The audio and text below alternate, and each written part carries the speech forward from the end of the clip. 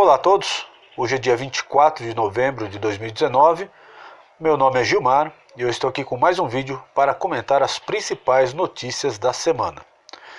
Eu queria começar fazendo aí um breve balanço das manifestações da semana passada pelo impeachment do Gilmar Mendes. Foram manifestações que ocorreram em todo o Brasil, nas principais capitais, manifestações interessantes, com um bom número de participantes, e que teve seu efeito. Claro, o processo do impeachment não depende exatamente só das manifestações, depende de uma ação do Senado, mas os parlamentares sentiram o peso, já existe um movimento ali no sentido de abrir um dos diversos processos de impeachment que existe contra o Gilmar Mendes, mas não só isso. O próprio Congresso Nacional, a Câmara dos Deputados e o Senado sentiram a insatisfação popular e o projeto de lei, tem um projeto de lei, tem uma PEC, que é um projeto de emenda constitucional, que estão tramitando no Congresso exatamente para permitir a prisão em segunda instância, reflexo, por um lado, da decisão absurda do Supremo Tribunal Federal de somente permitir a prisão do condenado quando esgotado todos os recursos, ou seja, até o Supremo Tribunal Federal, o que na prática significa um atestado de impunidade. Então a pressão popular está fazendo com que os parlamentares se mexam, mas não só isso. Eu havia comentado na semana passada que o Dias Toffoli teve acesso a mais de 600 mil processos, entre pessoas físicas e pessoas jurídicas, sem nenhuma legalidade, não passou pelo Ministério Público, são processos que estavam sendo analisados pelo COAF. O Dias Toffoli sentiu a pressão popular e recuou.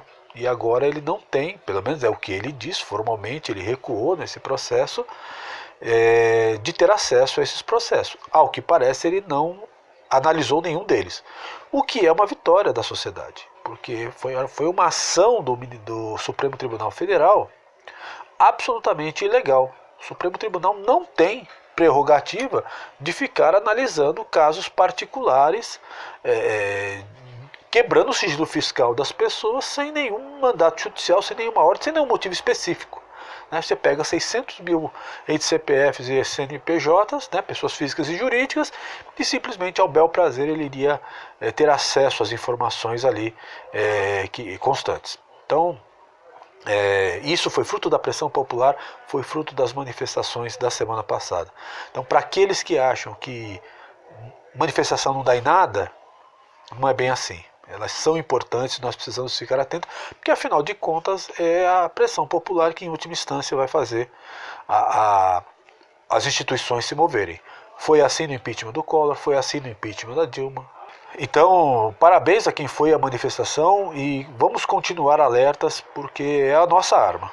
Uma outra questão, talvez aí uma das mais importantes da semana, foi o lançamento de um novo partido político, o chamado Aliança pelo Brasil.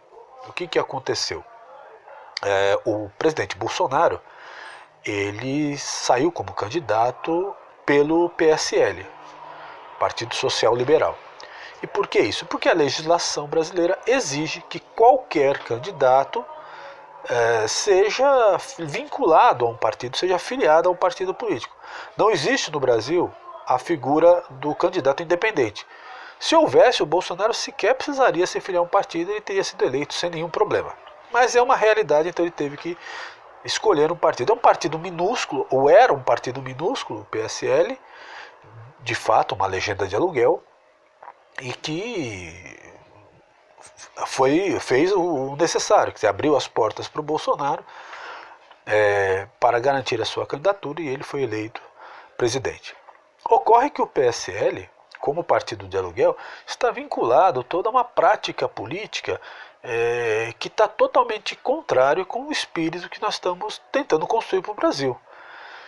Então, no Congresso, eu já falei isso, volto a repetir, no Congresso Nacional e nas instituições de maneira geral, estão expressas ali duas forças. Uma força é a força mais próxima dos interesses sociais, da tentativa de mudança, de transformar o Brasil não no país eterno do futuro, mas no Brasil do presente, onde as pessoas possam construir seu futuro, trabalhando, produzindo. E por outro lado você tem um país do atraso, um país do Estado gigante, daqueles que ficam dependentes do Estado, chamados mamadores das tetas públicas, né, da corrupção. São essas duas forças que estão se degladiando. O PSL, infelizmente, né, a partir da figura do seu presidente e na estrutura partidária que nós temos hoje, o presidente do partido ele é praticamente o dono do partido, são poucas exceções, na maioria das vezes o presidente ele é literalmente o dono do partido, porque ele nomeia cargos, ele determina verbas, etc. E é o que está acontecendo com o PSL. O PSL tem o Bivar, Luciano Bivar, que é o presidente do partido, ele é o dono, e isso gerou um choque com o presidente e com os setores que apoiavam o presidente dentro do PSL. E esse choque levou a uma situação insustentável que fez com que o presidente, essa semana, se desfiliasse do PSL formalmente. Então o presidente da República hoje ele é um presidente sem partido político. Mas, até por conta dessa crise, por conta desse conflito que eu estou falando para vocês, o presidente tomou a iniciativa, não sozinho, claro, junto com toda uma base de apoio, de lançar aí esse novo partido, essa Aliança pelo Brasil. Nesta semana, no dia 21, salvo engano, foi realizada em Brasília a primeira convenção. Isso é uma exigência legal, né, você fazer uma primeira reunião com os fundadores do partido, para que depois se inicie o processo de legalização, que começa com a coleta de assinatura de apoiadores, tem que ter aí aproximadamente 500 mil apoiadores, 500 mil assinaturas, e depois todo esse processo é encaminhado ao Superior Tribunal Eleitoral, e caso o Superior aprove o partido, ele passa a ter direito a disputar as eleições. A expectativa é de que até março do ano que vem as assinaturas sejam colhidas para que o partido possa, no finalzinho de março, começo de abril, ter o seu processo aprovado e ele possa ainda disputar as eleições para prefeito do ano que vem. Então nós estamos diante aqui do surgimento de uma nova alternativa política. Mas as pessoas podem dizer, mas nós já temos tantos partidos, né? São 35 partidos legalizados hoje, e tem mais aí uns 7, 8 na fila aí para serem legalizados. Por que nós temos tantos partidos? Exatamente porque ter um partido no Brasil é um grande negócio. Um partido político no Brasil ele tem acesso ao fundo partidário, que não é pouca coisa, é um dinheiro muito grande, e agora criou-se aí o fundo eleitoral, quer dizer, além do fundo para manutenção do partido, que é o fundo partidário, existe o fundo para fazer as campanhas eleitorais, que é o fundo eleitoral. É muito dinheiro que vai estar circulando nos partidos. Isso é que faz com que tenha tantos partidos. Esse conflito do presidente Bolsonaro com o PSL, o que isso reflete? Reflete o fato de que esse modelo partidário que nós temos hoje, ele não serve mais. Nós precisamos de uma verdadeira reforma eleitoral, reforma partidária. Como é que nós vamos fazer para diminuir a quantidade de partidos? Vamos fazer limites, né, de votação, cotas, né? Vamos fazer os tetos eleitorais? Não. O que nós precisamos fazer simplesmente é acabar com o fundo eleitoral e o fundo partidário. Se você acaba com esse dinheiro que os partidos têm direito, os partidos vão ter que se sustentar ideologicamente, a partir da doação dos seus filiados e dos seus apoiadores. Se isso acontece, somente partidos que têm alguma base social vão sobreviver. E certamente a grande maioria vai acabar. Então essa é a única maneira de você acabar, a única maneira dentro da democracia, de você acabar com essa quantidade de partidos exagerada, com esses partidos de aluguel, partido que você nem sabe de onde surgiu, qual é a proposta, o que pensa. São verdadeiras legendas de aluguel.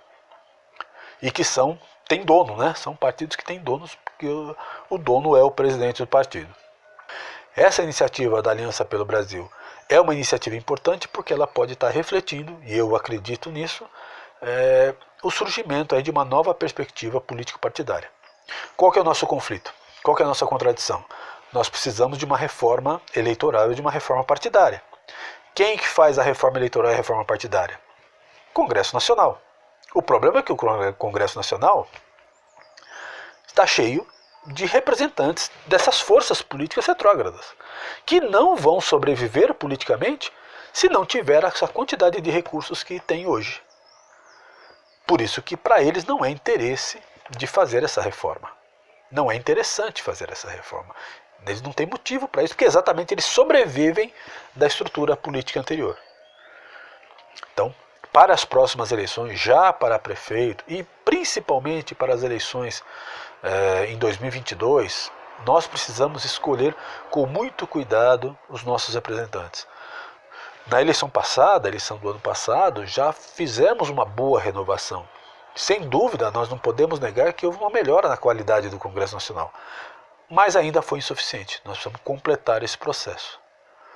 Porque, em última instância, as leis que nós precisamos alterar são feitas no Congresso. E se nós tivermos um Congresso que ainda pensa da forma corporativista, da forma parasitária em relação ao Estado, a gente não vai avançar. Vai continuar aí esse vácuo, essa distância entre os interesses da sociedade e os interesses das instituições. Esses dois interesses têm que estar mais ou menos em equilíbrio. Hoje nós temos uma distância. Os interesses da sociedade de um lado e os interesses das instituições, dos partidos, do Supremo Tribunal Federal, da burocracia estatal, lá em outro extremo. Precisa aproximar esses interesses. Essa é a tarefa nossa. Para que a sociedade seja justa, a burocracia estatal ela não pode ser um corpo totalmente separado dos interesses sociais. Ela tem que servir. Por isso que eles se chamam servidores públicos. Porque eles precisam servir a sociedade, porque a sociedade é que os sustentam. Tá? E precisamos começar pelo Congresso. Já demos um grande passo. Elegemos um presidente da República que está afinado com os interesses da grande maioria da população. Demos um passo importante, melhoramos um pouco tanto a Câmara dos Deputados como o Senado. Mas precisamos fazer mais. Escolher melhor os nossos representantes e ficarmos alerta, pressionarmos. Vamos encher a caixa de mensagem dos parlamentares. A hora que um deputado estiver aí na sua região, converse com ele. Pergunte se ele é a favor da prisão em segunda instância. Pressione. O senhor vai votar a favor da prisão em segunda instância, deputado? Porque se o senhor não votar, eu também não voto no senhor nas próximas eleições. E o senhor, senador, qual é a sua posição política? O senhor é a favor da prisão em segunda instância? Eu quero o seu compromisso, eu vou acompanhar o seu voto. É assim que nós temos que fazer. Porque os políticos, eles vivem dessa tentativa de continuar se elegendo. E o poder da eleição está conosco. É aí que está a nossa grande arma. Então nós temos que pressioná-los a se comprometerem com os interesses da maioria da população. Sem isso, a gente só vai ficar na indignação. Mas a indignação sem ação, ela é estéril. Ela é apenas indignação, ela precisa se transformar em ação. E a ação nossa é a pressão popular. Tá? Bom, o vídeo já ficou longo. De qualquer maneira, vamos acompanhar aqui esse processo desse novo partido. E como eu digo para vocês, e eu tenho esperança nisso, ele pode ser o primeiro passo dessa mudança da cultura política do nosso país. Certo? Eu vou ficando por aqui. Se vocês gostaram, deixem o seu like, inscrevam-se no canal, deixem seus comentários e nos vemos no próximo vídeo. Até mais!